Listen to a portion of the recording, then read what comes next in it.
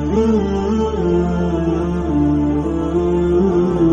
اکرم صلی اللہ علیہ وسلم کے زمانے میں بھی یہودی تھے، اسرائیل تھے، اسرائیل کا دوسرا نام یہودی ہے۔ انہوں نے اپنے علاقے کو اسرائیل کا نام رکھ لیا، اپنے قوم کو اسرائیل رکھ لیا، یعنی اسرائیل۔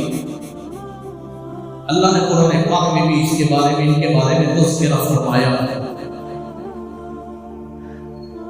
تو بنی اسرائیل میں سے یہودی علماء، ہر عالم یہودی عالم پہچانتا تھا کہ محمد کون ہے، محمد کے اوصاف کیسے ہیں، محمد کی صفتیں کیسے ہیں، محمد کے اخلاق کیسے ہیں، صلی اللہ علیہ وسلم جانتے تھے۔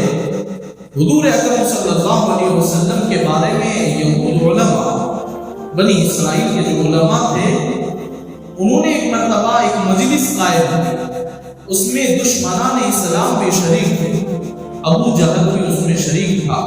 ابو جہل کا اصل نام عمر ہے، ہشام کا بیٹا عمر ہے، لیکن انہیں اتنی جہالت کی، اسلام میں ظلم کیا، جس کی وجہ سے اس کا نام ابو جہل رکھ دیا، جہالت کا باپ، یہ نام رکھ دیا۔ اصل اس کا نام عمر ہے۔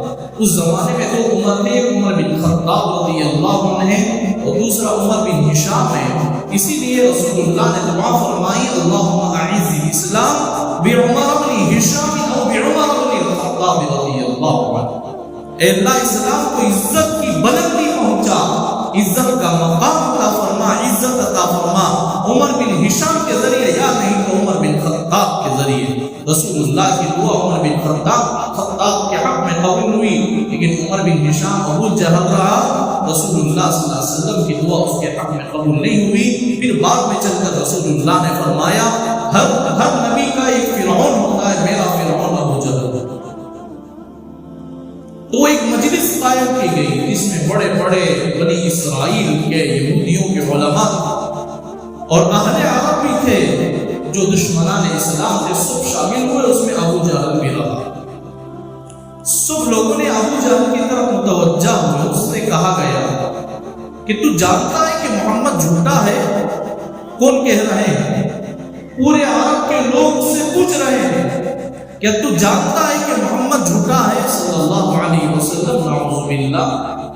وہ کہتا ہے خدا کی قسم محمد جھوٹا نہیں، حالانکہ کٹر کافر ہے، پکا دشمنان اسلام ہے، پکا محمد صلی اللہ علیہ وسلم کا دشمن ہے، اسلام و شریعت کا دشمن ہے، صحابہ کا دشمن ہے۔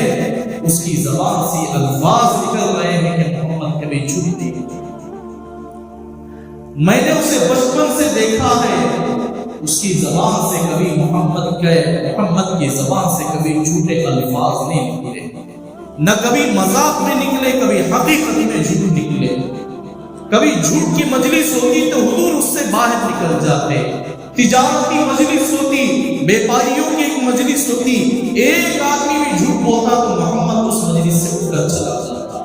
یہ ابو جہل کہہ رہا ہے، اور اس سے کہتے ہیں کہ یہ وہ خیانت کرتا ہے امانت میں۔ ابو جہل کہنے لگا کہ اللہ کی قسم وہ جھوٹ نہیں بولتا ہے اور امانت میں خیانت بھی نہیں کرتا ہے۔ یہودیوں کے علماء نے اس سے پوچھا تو پھر کیوں ایمان نہیں لاتا؟ محمد کو کیوں نہیں مانتا ہے؟ محمد سے کیوں جھگڑتا ہے؟ محمد سے کیوں اعراض کرتا ہے؟ محمد کی باتوں کو کیوں منہ پھیرتا ہے؟ تو اس نے ایک بات کہی، اس نے کہا کہ ہم اہل عرب میں ایک عجیب قانون ہوتا ہے، ایک قانون ہے، اس زمانے سے سلسلہ چلا آ رہا ہے، حضور صلی اللہ علیہ وسلم کے زمانے کے پہلے زمانے سے بھی ایک سلسلہ چلا آ رہا ہے۔ وہ سلسلہ یہ تھا، مثال کے طور پر ایک کنویں سے کوئی آگر دوسرا آدمی پانی لے لیتا ہے، جہاں جہاں جس علاقے میں اس علاقے کے لیے کنواں ہوتا تھا، کبھی بھیڑ دوسرے کنواں میں ہوتا تو ایک ادھر والے ادھر آ کر کبھی پانی لیتے اور یہ علاقے والے ان سے جھگڑتے، اور یہ جھگڑا صرف خاندانی نہیں ہوتا ہے، علاقہ در علاقہ نسلیں 10 نسلیں ہو جاتی ہیں، اور مرنے والا آدمی کہہ کر مرتا ہے کہ ہمارے سے ان کا لڑائی ہے اور تم سے باقی رکھو گے، مرنے والا بھی یہ کہہ کر مرتا ہے۔ اور پھر نسلیں چلے جاتی ہیں۔ ابو جہل کہتا ہے کہ اہل عالم میں مشہور ہے کہ خاندانی لڑائی، اور بنو ہاشم سے حضور صلی اللہ علیہ وسلم کے خاندان سے، خاندان قریش سے بھی ہمارا جھگڑا ایک مقابلہ ہے۔ حضور صلی اللہ علیہ وسلم کے خاندان سے کون سا مقابلہ ہوتا ہے؟ آپ تو بڑے پاک اور پویتر اور خاندان میں بڑے مقبول ہیں، اور آپ کا خاندان بھی مشہور و معروف ہے، تو پھر آپ کے خاندان سے کیا لڑائی ہے؟ ابو جہل کہنے لگا کہ میرے اور ہمارے خاندان ان کے خاندان سے ایک مقابلہ چل رہا ہے۔ وہ مقابلہ یہ ہے کہ وہ کبھی سخاوت کرتے ہیں تو ان کے مقابلے میں ان سے بھی زیادہ ہم سخاوت کرتے ہیں۔ وہ کبھی غریبوں کو دسترخوان بچھاتے ہیں تو ہم دسترخوانوں کے انبار بچھا دیتے ہیں۔ اگر وہ کسی کی غریب کی مدد کرتے ہیں ہم بھی ان سے بھی زیادہ مدد کرتے ہیں۔ جب وہ کسی چیز کی نیکیوں میں آگے بڑھتے ہیں ان کا دیکھا دیکھی اس سے بھی زیادہ ہم مقابلہ کرتے ہیں، اس سے بھی زیادہ ہم نیکیاں کرتے ہیں۔ اس لیے ہم ان کے ایمان کو قبول نہیں کرتے کہ کہیں محمد کے غلام نہ ہو جائے اور ان کے غلامیت میں آ کر ہمارا مہمان نوازی کم نہ ہو جائے، جس کی وجہ سے میں اس کی بات نہیں مانتا۔ صرف ایک بات، صرف اسی وجہ سے اس نے انکار کیا۔